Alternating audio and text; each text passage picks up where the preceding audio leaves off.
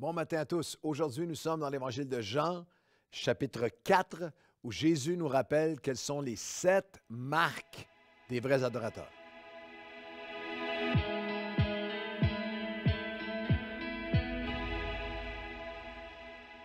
Bonjour à tous. Aujourd'hui, je commence avec une question. Est-ce que vous croyez au miracle? Il faut que vous croyiez au miracle parce que ça va nous prendre un miracle, parce que je voudrais vous communiquer 7 points en 15 minutes. Et ceux d'entre vous qui me connaissez, sachez que ça va prendre un miracle de la part de Dieu pour réussir à couvrir 7 points en 15 minutes. Alors, ça va être de façon on va faire ça, on va y aller point par point. Je vais faire fi de mes propres règles de communication où il faut que chaque point soit expliqué, appliqué et illustré. Donc, on va y aller en rafale parce que je veux vous donner ces 7 points comme une espèce d'examen annuel de votre cœur, de votre relation avec Dieu. Et vous allez pouvoir, dans les prochains 7 jours, en prendre un par jour, le revisionner et aller dire, Seigneur, est-ce que je grandis dans ces marques d'être un vrai adorateur? Dans Jean chapitre 3, Jésus, on a vu dans le café matinal précédent une rencontre avec un docteur de la loi, Nicodème, d'où nous avons reçu cette phrase extraordinaire, ce principe, cet appel extraordinaire, tu dois naître de nouveau. Et Dieu a tant aimé le monde qu'il a donné son Fils unique afin que quiconque croit en lui ne périsse point, mais ait la vie éternelle. Jean 3,16. Et lorsqu'on arrive au chapitre 4 du docteur de la loi religieux et moral, on a une conversation de Jésus, encore un à un, mais cette fois avec une femme samaritaine, avec une femme avec un passé trouble, qui a eu 5 maris, qui est avec un 6e homme, qui vient d'une nation, les Samaritains, qui étaient méprisés, rejetés, une femme qui est écorchée vive, et c'est à elle que Jésus va donner le rappel de qui sont les vrais adorateurs. Et la raison pour laquelle Jésus doit souligner et doit enseigner sur les vrais adorateurs, c'est qu'il y a de faux adorateurs. Dans Jean chapitre 4, et dans cette conversation avec la Samaritaine, il lui dira au verset 23, « Et l'heure vient, Jean 4, 23, et elle est déjà venue, où les vrais adorateurs adoreront le Père en esprit et en vérité, car ce sont là les adorateurs que le Père demande, qu'il cherche, qu'il recherche, car Dieu est esprit. Il faut que ceux qui l'adorent en esprit et en vérité. » Ce n'est pas une liste exhaustive, mais il y a des marques qui sont là dans ce chapitre merveilleux, dans cette conversation de Jésus avec la Samaritaine pour nous donner un plan, un portrait de ce que le Seigneur considère comme étant les vrais adorateurs. Dans les temps de la fin, il y aura à toutes les époques, mais de manière exponentielle, dans les temps de la fin, il y aura de faux adorateurs qui ont une apparence de piété, nous dira l'apôtre Paul, mais qui renient ce qui même en fait la force. Qui, selon Jésus, dans ses propres paroles, Jésus a averti qu'il y aura ceux au jour du jugement qui vont se présenter devant Dieu, puis vont avoir tout un langage religieux. Nous avons parlé de toi, nous avons connu, nous avons dit Seigneur, Seigneur, nous avons chassé des démons, nous avons. Et pourtant, Jésus leur dira, éloignez-vous de moi, vous ne m'avez jamais connu. Nous sommes à une époque où, à travers les médias sociaux, sans nommer aucun nom, où, par exemple, il y a des candidats en politique américaine dont toute la vie entière est contraire à la parole de Dieu, dans toute l'essence de qui ils sont, de ce qu'ils font, et qui pourtant vont chercher le vote chrétien, se prétendent d'association et d'affiliation chrétienne, ayant le langage chrétien, l'apparence de piété, mais reniant ce qui en fait la force. Et lorsqu'on parle des adorateurs, c'est vraiment pas ça, c'est pas une étude sur le worship, sur les styles de musique ou de louange ou la forme d'adoration dans votre église locale. Dans le sens ici, c'est les vrais adorateurs sont ceux qui aiment Dieu, qui obéissent à Dieu. Un adorateur est quelqu'un qui aime Dieu, qui a une dévotion envers Dieu, qui obéit à Dieu, qui est fidèle à Dieu, qui plaît à Dieu, qui est agréable à Dieu. Un homme, une femme de Dieu, qui honore Dieu, qui craint Dieu, qui représente Dieu, qui sert Dieu, qui incarne le royaume de Dieu. C'est quelqu'un qui est un adorateur devant Dieu. C'est tellement saisissant parce que Dieu les recherche et les recherche encore aujourd'hui. Alors voici la marque numéro 1 de vrais adorateurs. Les vrais adorateurs ont une préoccupation différente, une proximité, une préoccupation différente. Dans Jean chapitre 4, on va traverser cette conversation de Jésus avec la Samaritaine. Verset 3. Alors il quitta la Judée et retourna en Galilée, comme il fallait qu'il passe par la Samarie. Il arriva dans une ville de Samarie nommée Sychar, près du champ que Jacob avait donné à son fils Joseph. Et là se trouvait le puits de Jacob, et Jésus est fatigué, le mot est grec par d'épuisement, épuisé du voyage, assis au bord du puits. C'était environ la 6e heure et une femme de Samarie vint pour puiser de l'eau. Alors, on a la première marque. Le texte nous dit qu'il fallait qu'il passe par la Samarie. Jésus, il est midi, le soleil de plomb, les disciples sont partis chercher de la nourriture. Jésus est épuisé physiquement dans son humanité et et la Bible nous dit dans ces quelques mots, il fallait qu'il passe par la Samarie. C'était cependant complètement contraire à toutes leurs coutumes. Les Samaritains ça venait d'un conflit qui datait de centaines d'années auparavant, mais c'était une haine. Imaginez les conflits raciaux les plus violents que vous pouvez imaginer. Eh bien, les Juifs avaient un mépris absolu pour les Samaritains. Je n'utiliserai pas les mots qu'eux utilisaient dans la littérature de l'époque. Les Samaritains étaient appelés les chiens, étaient appelés toutes sortes de mots hallucinant de violence par les écrivains juifs de l'époque. Tout le monde, et c'était comme ça. Les Juifs faisaient tous les détours pour ne pas même à mettre le pied en sol samaritain, rallongeaient tout leur voyage. Mais pour Jésus, il fallait qu'il passe en Samarie. Il fallait qu'il passe en Samarie. Il était habité d'une préoccupation pour cette femme, pour la personne, pour l'être humain. Et ça, c'est la première marque des vrais adorateurs. Les vrais adorateurs, et c'est ce qui est le moteur, et c'est ce qui est le battement de cœur, et c'est ce qui est la motivation suprême de l'Église Nouvelle-Vie depuis 31 ans. Il faut que nous passions par la Samarie. Il faut que des âmes soient sauvées. Il faut qu'on mette de côté tout autre obstacle pour gagner des personnes. Il faut qu'on soit en croissance. Il faut qu'on implante une autre Église. Il faut que nous atteignions les plus pauvres. Il faut que nous ayons dans les nations. Il faut que... Alors, il y a une préoccupation pour les gens, pour les âmes des personnes, qui est la marque numéro 1 d'un vrai adorateur. La deuxième, c'est non seulement une préoccupation différente, mais une perspective des gens différente, versets 7 à 9. La femme de Samarie vint puiser de l'eau. Jésus lui dit, « Donne-moi à boire. » Car ses disciples étaient allés chercher à la ville pour acheter des vivres. La femme samaritaine lui dit, « Comment, toi qui es un Juif, me demandes-tu à moi, qui suis une femme samaritaine? » Les Juifs, en effet, n'ont pas de relation avec les Samaritains. Les vrais adorateurs, selon Jésus, ont une préoccupation différente et une perspective des gens qui est différente. Jésus va s'adresser à une femme. À l'époque, c'était impensable pour un rabbi, pour un maître, pour un enseignant comme Jésus de même regarder ou de considérer adresser la parole à une femme. Il y avait un écrasement de la femme absolu dans la culture de l'époque que Jésus est venu faire exploser. Mais dans ce moment, Jésus va avoir cette perspective différente. C'est une Samaritaine. Et l'apôtre Jean, qui écrit l'Évangile des décennies plus tard, nous rappelle ce commentaire social. Les Juifs n'ont aucune relation. Elle-même a dit, comment ça que toi, tu vas me parler à moi, une femme et une Samaritaine? Parce que la deuxième marque des vrais adorateurs, c'est qu'ils ont une perspective des gens différentes. Pas de préjugés, pas d'idées préconçues, pas de discrimination, pas de biais racial, culturel, religieux, générationnel, historique, pas de parti pris de classe sociale, pas de regard sur l'extérieur des gens, pas de regard sur quels que soient les conflits qu'il y a pu avoir, les biais qu'on peut avoir au niveau relationnel et raciaux et culturel au fil des années. Les vrais adorateurs ont une perspective différente des gens. Ils voient les gens comme Jésus les voit. Et Jésus voit des âmes, voit des personnes qui ont besoin de lui. Les vrais adorateurs voient les personnes comme Jésus les voit. Le Big Four, les 4 catégories de personnes les plus citées dans la Bible, que j'appelle à la Nouvelle Vie, nous appelons le Big Four de Dieu, les 4 grandes préoccupations de Dieu sont largement ignorées, presque complètement ignorées par de larges segments de l'Église moderne, le pauvre, la veuve, l'immigrant et l'orphelin. Mais Jésus dit, les vrais adorateurs vont voir les gens comme moi, je les vois.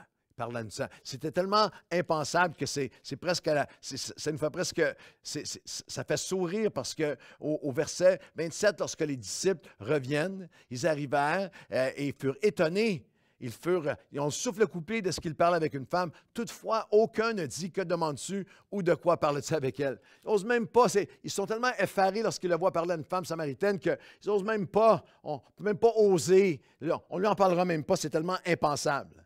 Mais dans la pensée biblique, le vrai adorateur a une préoccupation différente, une perspective différente. La troisième marque, c'est que le vrai adorateur a une patience différente pour gagner des âmes, pour une patience avec les êtres humains qui ne connaissent rien aux choses de Dieu. Dans le verset 10 à 14, la conversation est savoureuse. Jésus lui répondit, « Si tu connaissais le don de Dieu, celui qui est celui qui te dit, donne-moi à boire, tu lui aurais toi-même demandé à boire, il t'aurait donné de l'eau vive. Seigneur, lui dit la femme, tu n'as rien pour puiser, et le puits est profond. D'où aurais-tu donc tiré cette eau vive? » Elle est face au Fils de Dieu, et Jésus lui fait cette phrase absolument magnifique. Si tu connaissais le don de Dieu, et qui est celui qui te dit, donne-moi à boire, tu lui aurais demandé toi-même. Il y a de l'eau vive, il offre la vie éternelle, et elle lui répond, oui, mais Seigneur, tu n'as même pas de chaudière pour aller chercher de l'eau dans le puits. Il y a une patience divine infinie de Jésus, et vous lirez le chapitre en entier. À chaque phrase où elle est tellement loin du royaume, il revient avec amour, revient avec patience. Pour tous ceux d'entre nous, que ce soit au Québec, en France ou ailleurs, mais en particulier ici au Québec, dans une société qui a été élevée de génération en génération avec une culture anti-Christ, un ethos de gens qui sont illettrés bibliquement, dont les valeurs chrétiennes leur sont complètement étrangères, en plus de tous ceux qui ont connu une religion chrétienne qui les a repoussés de Dieu. Nous avons besoin d'être rappelés que les vrais adorateurs sont animés d'une patience comme celle de Christ. Aujourd'hui même, je ne donnerai pas de détails, mais en arrivant aujourd'hui, en me préparant pour ces cafés matinaux, j'avais un courriel de quelqu'un qui m'écrit un épître pour me dire qu'il revient au Seigneur de tout son cœur. C'était tellement émouvant. Et je vous dis, avec sincérité, cette personne-là, j'ai lu le courriel avec tellement de joie, j'ai mis ma main sur le courriel, je l'ai imprimé, je vais le garder à un endroit où est-ce que je prie. Et j'ai dit, Seigneur, maintenant, que cette personne puisse rester fondée en toi, parce que dans le cas de cette personne, ça fait plus de 35 ans que je le vois être un fils prodigue qui va et qui revient et qui retourne et qui revient, qui retourne et qui revient.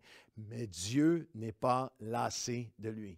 La patience divine de Dieu qui fait qu'on n'abandonne pas sur une province, on n'abandonne pas sur notre famille, on n'abandonne pas sur nos enfants, sur qui que ce soit. Les vrais adorateurs ont cette préoccupation différente, cette perspective différente, cette patience différente. Les vrais adorateurs ont une profondeur qui est différente. On a lu le passage, mais une profondeur différente. Ils vont adorer en esprit et en vérité. Ce n'est pas une adoration qui est superficielle, qui est extérieure ou qui est rituelle. Ce n'est pas venir à l'église, on chante machinalement, on écoute un sermon et on s'en va. Il y a quelque chose qui doit venir de la profondeur du cœur de Dieu qui vient rejoindre ton cœur, que ça fasse 1 an ou que ça fasse 50 ans que tu marches avec Dieu. Il y a un cœur, les vrais adorateurs sont renouvelés dans une profondeur qui est différente. Et on parle d'adoration ici, je fais ce commentaire. Beaucoup de gens qui aiment la musique, le worship chrétien, ne connaissent pas nécessairement Dieu. Ne connaissent pas Dieu. C'est superficiel, c'est émotionnel, c'est les paroles qui leur font du bien. Nous avons besoin que notre worship, notre adoration soit bien plus qu'une réponse émotionnelle à une poésie magnifique et à des concepts qui nous font du bien. C'est en esprit, en vérité. Beaucoup d'artistes chrétiens et musiciens de talent jouent du worship. Mais ce que Dieu désire, c'est surtout pas que ce soit un autre gig ou juste je joue ça ou d'autres choses. Non. Il désire que tu le loues en esprit et en vérité. C'est ton cœur qui est tourné vers lui. C'est tes désirs, c'est ta volonté. Et en vérité, c'est selon ta parole. Ça veut dire que comment tu vis lorsque tu n'es pas en train de jouer et de chanter, de lever tes mains va déterminer la pureté, la réalité, l'authenticité de ton worship. Beaucoup de musiciens, d'artistes chrétiens ont un héritage de foi dans leur famille, une culture de foi comme elle qui lui a dit, je sais que le Messie doit venir. Elle avait une connaissance générale et plusieurs musiciens chrétiens ont cela, mais Dieu veut ton cœur. Est-ce que lorsque tu joues, lorsque tu chantes, lorsque tu adores, est-ce que tu es en esprit et en vérité? Tu es en train de ton cœur qui va vers Dieu et tu veux plaire à Dieu selon la vérité de sa parole. Les vrais adorateurs ont non seulement cette préoccupation qui est particulière, qui est différente.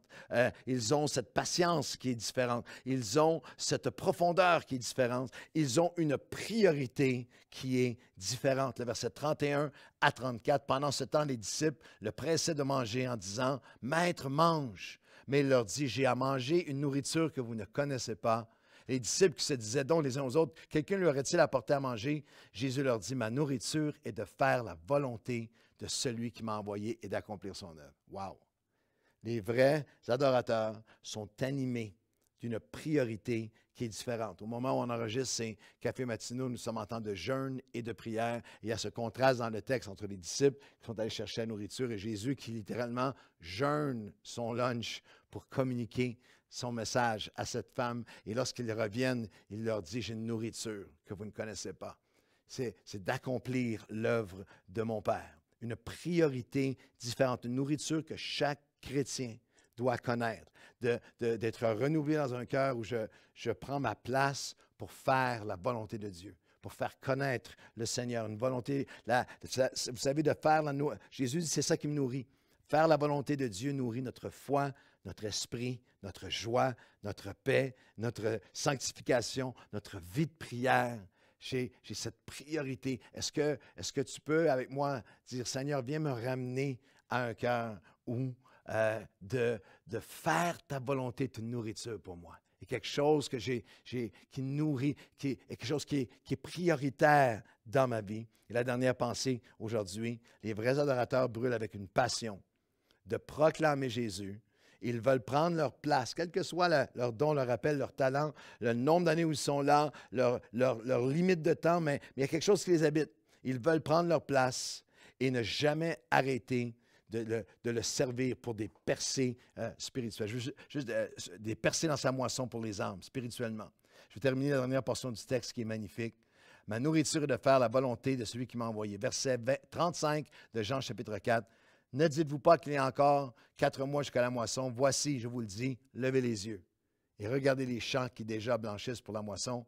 Celui qui moissonne reçoit un salaire et amasse des fruits pour la vie éternelle, afin que celui qui sème et celui qui moissonne se réjouissent ensemble. Car en ceci, ce qu'on dit est vrai. Un est celui qui sème, l'autre est celui qui moissonne. Je vais vous envoyer moissonner ce que vous n'avez pas travaillé. D'autres ont travaillé et vous êtes entrés dans la moisson. » Et la scène est magnifique parce qu'à ce moment-là, des multitudes de Samaritains viennent et s'approchent de lui en réponse au témoignage de cette femme samaritaine qui leur a témoigné ce que Jésus leur avait, ce que Jésus lui avait communiqué. Et le verset 42 dit, il disait à cette femme, « Ce n'est plus à cause de ce que tu nous as dit que nous croyons. Nous l'avons entendu nous-mêmes. Et nous savons qu'il est vraiment le Sauveur du monde. » Les vrais adorateurs brûlent avec une passion de proclamer le Seigneur. Ils lèvent les yeux à tous les jours, à toutes les années, toutes les décennies de leur vie, quelle que soit leur place dans le royaume de Dieu. Ils lèvent les yeux et voient, avec les yeux de la foi, avec les yeux spirituels, la moisson d'âme de ceux qui ont besoin de Dieu. Ceux qui ont besoin du Seigneur Jésus. Si tu es dans un christianisme qui est focalisé sur toi et votre Église et vos trucs et vos choses seulement et qui ont perdu les yeux pour la moisson, tu as besoin de revenir au cœur du Père et de dire, Seigneur, qui est révélé dans le Fils. Je veux être un vrai adorateur. Et tu ne peux pas être un vrai adorateur si tu es cloisonné dans ton worship. Un vrai adorateur lève les yeux. Voilà la multitude des besoins autour et il veut prendre sa place. Il y en a qui sèment, il y en a qui moissonnent, il y en a qui servent, il y en a qui donnent, il y en a qui nous prions. Nous avons des talents, nous avons des dons du préposé au stationnement à l'extérieur à l'église, à la personne sur l'estrade, aux personnes derrière la scène, à ceux qui sont auprès des enfants, à ceux qui parlent, témoignent à leurs voisins ou à leurs voisines, à celui qui, avec générosité, donne pour le royaume de Dieu ou à celui qui s'implique dans une sphère ou une autre. Nous sommes tous, un sème, l'autre moissonne, mais tous travaillent, tous se donnent, tous sont habités de ce cœur de voir des hommes et des femmes venir et dire, nous savons maintenant, nous l'avons vécu pour nous-mêmes, nous l'avons entendu pour nous-mêmes, qu'il est vraiment le sauveur du monde. Les 7 marques des vrais adorateurs, ils ont une préoccupation différente, une proximité des gens différente. Ils ont une patience différente. Ils ont une profondeur différente, une priorité différente. Et ils ont une passion de proclamer le Seigneur et de prendre leur place dans le royaume de Dieu différente. Mon défi, c'est que pendant toute cette prochaine semaine, que tu puisses juste revisionner cette capsule et dire, Seigneur, je veux. Peut-être en prier chacun des aspects avec une pensée de, la Bible est un miroir pour mon cœur et pour mon âme. Seigneur, j'ai besoin de me rapprocher de ce que tu nous as appelé. Je sais que tu cherches des vrais adorateurs qui vont t'adorer en esprit et en vérité, et c'est ce que je veux être. C'est ce que je veux devenir. Alors, je prie avec toi en terminant. Seigneur, nous voulons être de vrais adorateurs. Viens nous remplir de ta préoccupation, de ta patience. Viens nous remplir, Seigneur, de ta priorité, de ta passion. Viens nous remplir, Seigneur, de cette révélation ce que tu cherches, ce n'est pas une adoration superficielle, routinière ou rituelle. Où je te loue, je chante fort, mais je continue à te servir et à vivre ma vie selon mes propres termes. C'est en esprit, ça vient du cœur, de l'âme, de l'intérieur, et c'est en vérité. C'est selon ta parole de Dieu, qu'il n'y a pas de déconnexion, de contradiction entre mon adoration du dimanche et ma conduite de la semaine, entre les choses extérieures et ce qu'il y a vraiment dans mon cœur. Alors je prie pour chacun d'entre nous, Seigneur, nous voulons être de vrais adorateurs qui vont t'adorer en esprit et en vérité. Nous voulons prendre notre place pour te faire connaître. Nourris-nous. Nous voulons être nourris de cette nourriture qui est surnaturelle pour ceux qui vont faire la volonté, ils vont se donner à ton œuvre. Tu cherches la terre, tu cherches, Seigneur, des vrais adorateurs. Par ta grâce, fais de nous des hommes et des femmes qui vont être des vrais adorateurs, qui vont t'adorer. Trouve-nous, Seigneur, comme des vrais adorateurs qui vont t'adorer en esprit et en vérité. Au nom de Jésus. Amen.